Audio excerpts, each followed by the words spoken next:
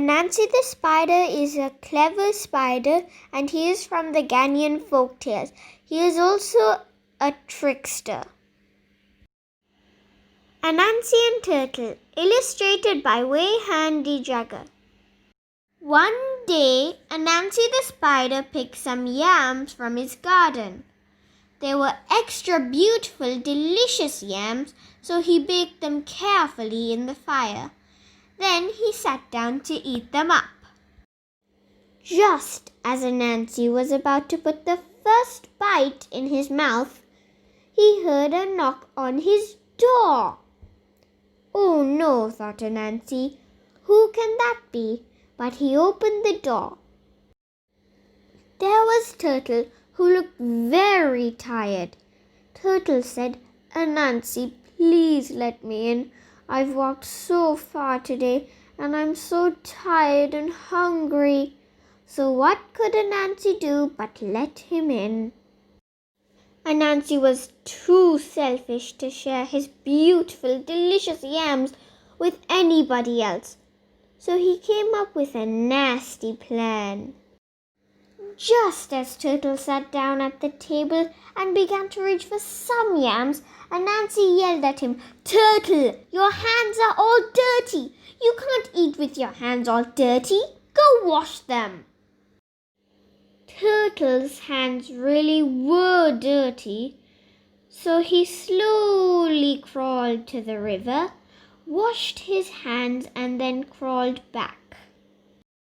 But meanwhile, Anansi had started gobbling up the yams.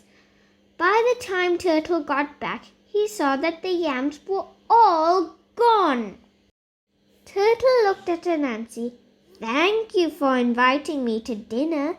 If you're ever near my house, please come by and let me return the favor, said Turtle. And Turtle began crawling slowly away to his house. As time went by, Anansi began to think more and more about how Turtle had promised to feed him a free dinner. So one day he walked over to Turtle's house. Anansi got to Turtle's house just about dinner time. As the sun was going down over the river, Turtle was lying on a rock in the sun, warming himself up, as turtles do. When Turtle saw Anansi, he said, Hello there, Anansi. Have you come to have dinner with me? And Anansi said, Yes, that would be very nice. Thank you. He was getting hungrier and hungrier. So Turtle dived down to the bottom of the river to set the table for dinner and get everything ready. Anansi waited on the rocks by the shore. Soon, Turtle swam back up and said, Oh, Anansi, it's all ready now. Please join me for dinner. And Turtle dived down again and began to eat the green leaves he had for dinner. Anansi tried to dive down to the bottom of the river, but he was a spider, not a turtle, and he couldn't dive that deep. He kept floating back up to the surface again. He tried jumping in, he tried diving in, but nothing helped. He just couldn't get down to that dinner. Finally, Anansi had an idea.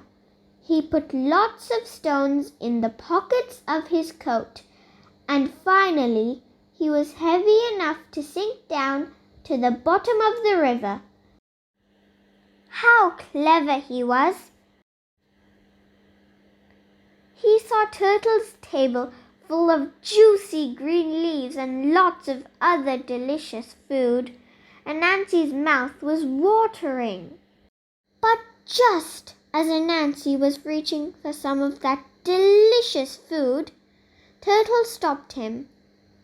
Anansi, surely you're not going to eat dinner with your coat on. That's not how we do things at my house." Anansi, without thinking, said, "Oh, of course, you're right, Turtle. What was I thinking?" He took off his coat. But without the rocks in his pockets to hold him down, Anansi floated right back to the surface of the river again and popped out of the water. Anansi sadly put his head down into the water and watched Turtle eat up all of the delicious food.